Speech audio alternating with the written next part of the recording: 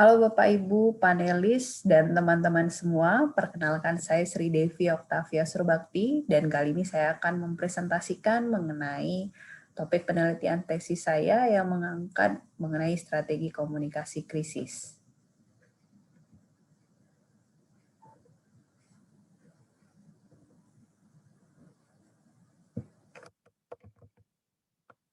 Judul dari penelitian tesis saya adalah Strategi Komunikasi Krisis pada Implementasi New Normal Crew Change di masa pandemi COVID-19, di mana penelitian ini mengangkat studi kasus di PT Bukit Makmur Mandiri Utama atau yang dikenal dengan nama BUMA, salah satu kontraktor pertambangan batubara di Indonesia. Latar belakang masalah yang saya angkat dalam penelitian ini adalah krisis COVID-19 yang kita ketahui bersama membawa dampak bagi seluruh industri dan organisasi yang ada di Indonesia maupun di dunia, di mana salah satunya juga berdampak pada industri pertambangan batubara. Pemerintah melakukan beberapa hal untuk meminimalisir bahkan menghilangkan potensi penyebaran virus COVID-19 ini dengan cara melakukan PSBB, lockdown, dan juga pembatasan perjalanan. Nah, selanjutnya pengelolaan penyebaran virus ini, di mana pembatasan perjalanan yang dilakukan juga membawa pengaruh yang besar dalam implementasi sistem crew change yang harus dijalankan oleh BUMA. Kontraktor pertambangan batubara menjalankan proses crew change sebagai bagian dari pengelolaan fatigue management bagi para karyawannya karena metode dan roster kerja yang dijalankan oleh para pekerja tambang sudah diatur sedemikian rupa sehingga proses crew change harus bisa dilakukan sebaik mungkin agar para pekerja bisa bekerja dengan optimal dan tidak mengalami fatigue. Nah, di masa pandemi COVID-19 ini, proses crew change yang dilakukan oleh BUMA sudah dilakukan penyesuaian sesuai dengan protokol dan regulasi yang dikeluarkan oleh pemerintah. Namun, kondisi tambang BUMA yang berada di dekat area pemukiman penduduk lingkar tambang yang masih minim dalam mendapatkan informasi dan edukasi mengenai cara penyebaran virus COVID-19 akhirnya membawa isu ini di masyarakat dan kemudian muncul pemberitaan negatif yang menyatakan bahwa masyarakat menolak proses crew change dijalankan karena khawatir akan membawa penyebaran virus COVID-19 di area lingkar tambang. Dengan adanya isu di masyarakat dan pemberitaan negatif yang muncul di berbagai macam media online di area lingkar tambang, maka krisis akhirnya muncul di BUMA. Dengan munculnya krisis ini, maka proses crew change selanjutnya akan mengalami kendala sehingga para pekerja BUMA juga mengalami potensi fatigue yang pada akhirnya akan membawa dampak buruk bagi operasional bisnis yang berjalan. Pelaksanaan crew change yang tidak dapat dijalankan dengan baik ini akan membawa kerugian bagi operasional bisnis BUMA. Sehingga BUMA mengambil langkah untuk beradaptasi dengan kondisi pandemi ini dalam implementasi new normal crew change-nya. Dalam tabel 1 ini kita dapat melihat pemberitaan media mengenai kasus positif COVID-19 pekerja BUMA saat menjalankan crew change. Nah, dalam kasus ini terdapat 7 pekerja tambang di Kalimantan Timur yang mengalami positif COVID-19. Pemberitaan awal ini memancing reaksi dari masyarakat yang selanjutnya membuat masyarakat melakukan penolakan untuk menerima pekerja BUMA yang berasal dari luar daerah lingkar tambang masuk ke dalam area Berau Tanjung Redap. Dengan adanya penolakan dari masyarakat ini, kemudian pemerintah daerah yang diwakili oleh Bupati Berau menganggap bahwa pelaksanaan crew change berdampak negatif terhadap penyebaran virus COVID-19 di area Lingkar Tambang, yaitu di area Berau Tanjung Redap. Dengan respon negatif ini, maka DPRD dan pemerintah setempat melakukan desakan kepada Buma untuk menghentikan proses crew change dan melarang para pekerja Buma yang berasal dari luar daerah Lingkar Tambang untuk masuk. Selanjutnya adalah karyawan Buma yang pulang cuti dari luar daerah Lingkar Tambang juga dilarang melakukan karantina mandiri di hotel. Berbagai ketakutan dan spekulasi yang beredar di masyarakat pada akhirnya membawa krisis bagi Buma, di mana dari berbagai pemberitaan media ini seluruh respon yang diterima oleh Buma merupakan respon yang negatif. Selanjutnya, berangkat dengan latar belakang yang sebelumnya sudah saya sampaikan, maka saya merumuskan masalah untuk penelitian ini. Yang pertama adalah bagaimana strategi komunikasi krisis Buma dirancang untuk menangani krisis dalam implementasi new normal crew change ini dilihat dari perspektif situasional krisis communication theory. Kemudian bagaimana tahapan dalam perancangan strategi komunikasi ini dilihat dari perspektif situasional krisis communication theory dan bagaimana respon stakeholder dalam implementasi strategi komunikasi krisis ini. Kemudian tujuan penelitian ini adalah untuk menganalisa bagaimana strategi komunikasi krisis Buma dilihat dari perspektif teori situasional krisis communication theory, kemudian bagaimana tahapannya, dan juga bagaimana respon yang diberikan oleh stakeholdernya terhadap strategi komunikasi krisis yang sudah dirancang oleh Buma.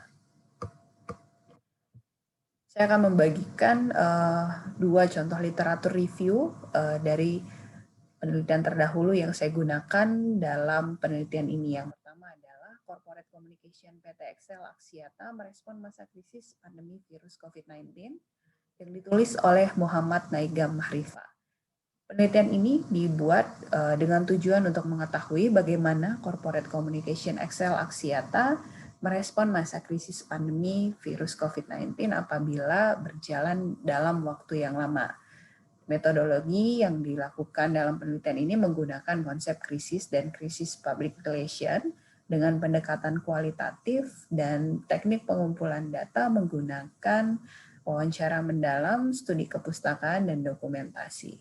Hasil dari penelitian ini menyatakan bahwa Excel Axiata berhasil merespon masa krisis pandemi virus COVID-19 dengan 4 tahapan yang dilakukan sesuai dengan masalah yang dihadapi melalui pembentukan emergency response team. Penelitian yang kedua mengangkat judul mengenai manajemen krisis public relation dalam menangani penolakan imunisasi measles rubella yang ditulis oleh Wulan Yulianti dan Rino Febriano Bur. Tujuan dari penelitian ini adalah untuk mengetahui manajemen krisis yang dilakukan oleh PR Kementerian Kesehatan yang diperdalam dengan menggunakan teori situational crisis communication, di mana metodologi penelitian digunakan dengan pendekatan kualitatif dan menggunakan teknik wawancara mendalam serta pengumpulan dokumen yang berkaitan. Hasil dari penelitian ini menunjukkan bahwa manajemen krisis yang dilakukan oleh PR Kementerian Kesehatan pada tahap pre-krisis adalah melakukan kegiatan monitoring media. Saat krisis terjadi, respon yang dilakukan tergolong strategi diminis untuk mengurangi dampak negatif dari peristiwa krisis. Dan kesimpulan dari penelitian ini menunjukkan bahwa penanganan krisis terjadi karena perbaikan komunikasi dan kerjasama dengan para stakeholder. Teori utama yang saya gunakan dalam penelitian ini adalah situational crisis communication theory.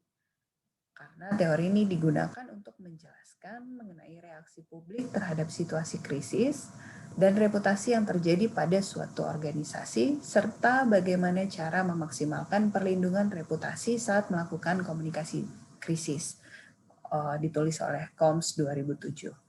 Dasar dari teori situational crisis communication theory ini adalah teori atribusi, di mana teori ini menjelaskan bahwa publik mempunyai atribusi tertentu mengenai krisis, dan hal tersebut menjadi penentu reputasi bagi organisasi. Atribusi sendiri menurut Kriantono 2015 merupakan persepsi publik terhadap organisasi. Persepsi yang dihasilkan tidak muncul begitu saja, namun terdapat beberapa hal yang mempengaruhi munculnya sebuah persepsi terhadap organisasi. Dalam model situational crisis communication theory ini terdapat 8 elemen yang saling berhubungan dalam pembentukan reputasi, yaitu yang pertama adalah krisis, krisis responsibility, krisis response, krisis history, affect, organizational reputation, prior relationship, dan behavioral intentions. Untuk menjelaskan sedikit mengenai model dari situational crisis communication, ini saya membaginya menjadi 3 bagian. Yang pertama adalah responsibility, history, dan relationship. Krisis responsibility adalah elemen yang digunakan untuk menilai seberapa besar publik menilai kontribusi dan tanggung jawab perusahaan terhadap terjadinya krisis. Kemudian krisis history adalah elemen yang digunakan untuk mengukur seberapa besar publik menilai kontribusi perusahaan terhadap terjadinya krisis. Dan prior relationship reputation adalah elemen yang digunakan untuk menilai persepsi publik terhadap perlakuan yang diberikan perusahaan pada korban krisis. Dalam model ini juga terdapat cluster yang terbagi menjadi 3 kategori, yaitu yang pertama adalah cluster korban atau victim cluster, di mana publik meyakini bahwa perusahaan atau organisasi bukan penyebab krisis. Kemudian yang kedua adalah cluster tanpa kesengajaan atau accidental cluster, di mana publik meyakini bahwa krisis terjadi bukan karena kesengajaan yang dilakukan oleh perusahaan. Kemudian yang ketiga adalah cluster kesengajaan atau intentional cluster, di mana publik meyakini bahwa perusahaan merupakan penyebab terjadinya krisis.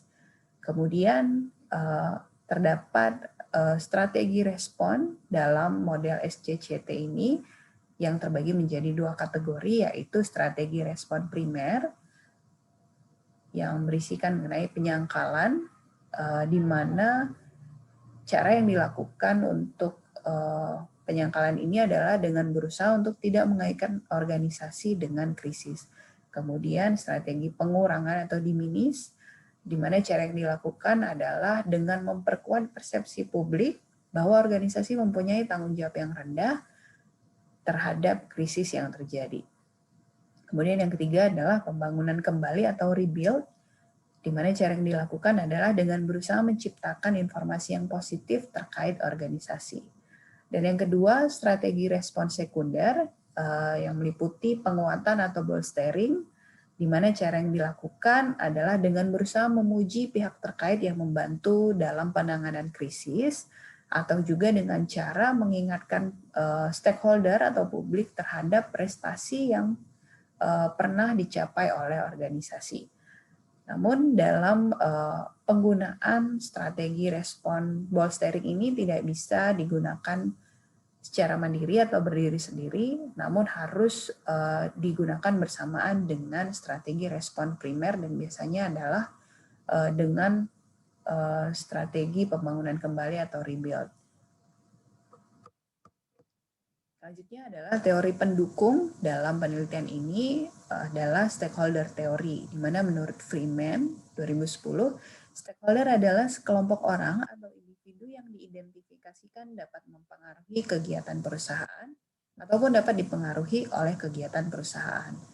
Dalam teori stakeholder ini menjelaskan bahwa stakeholder terbagi dalam 2 kategori, yaitu yang pertama adalah primary stakeholder, yaitu kelompok stakeholder yang mempengaruhi keberlangsungan bisnis perusahaan secara langsung. Contohnya adalah pemegang saham, karyawan, konsumen, pemasok, dan juga pesaing. Kemudian yang kedua adalah secondary stakeholder, di mana kelompok stakeholder ini tidak berhubungan secara langsung terhadap keberlangsungan bisnis perusahaan, namun memiliki pengaruh atau dapat terpengaruh oleh operasional perusahaan. Contohnya komunitas, aktivis lingkungan dan sosial, pemerintah, LSM, dan sebagainya. Dengan pengaruh yang dimiliki oleh para stakeholder ini terhadap keberlangsungan bisnis perusahaan dan dampaknya terhadap reputasi perusahaan, maka pengelolaan hubungan yang baik pada stakeholder perlu dijalankan secara konsisten dan komprehensif, tidak hanya saat terjadi krisis saja. Selanjutnya adalah metodologi penelitian. Paradigma yang digunakan dalam penelitian ini adalah paradigma konstruktivisme karena bertujuan untuk menemukan pemahaman mengenai strategi komunikasi krisis yang dilakukan oleh BUMA dalam implementasi new normal crew change-nya. Menurut Creswell 2014, paradigma konstruktivisme meyakini bahwa masing-masing individu berusaha memaknai makna-makna yang beragam. Penelitian ini juga menggunakan pendekatan penelitian deskriptif kualitatif yang bertujuan untuk menggambarkan dan menganalisa bagaimana strategi komunikasi krisis yang dijalankan oleh BUMA. Dan menurut W.S.N. Turner, pendekatan kualitatif digunakan untuk menggambarkan detail mengenai orang, tindakan, dan peristiwa dalam kehidupan sosial.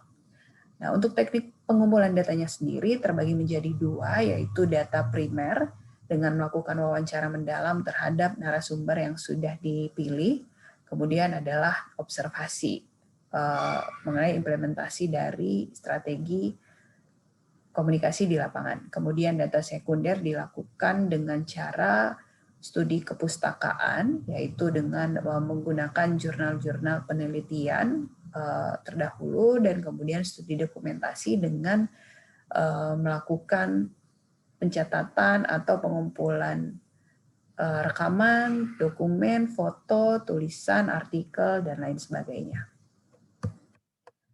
Untuk narasumber yang dipilih dalam penelitian ini terbagi menjadi dua kategori, yaitu narasumber internal dan eksternal, di mana narasumber internal berasal dari dalam perusahaan, yaitu COVID-19 Crisis Management Team, Bapak Made Yatna dan Bapak Ferry selaku Ketua dan Wakil Ketua Crisis Management Team BUMA, kemudian Bapak Leo Adi Kurniawan selaku Pelaksana Fungsi Corporate Communication dalam Crisis Management Team BUMA.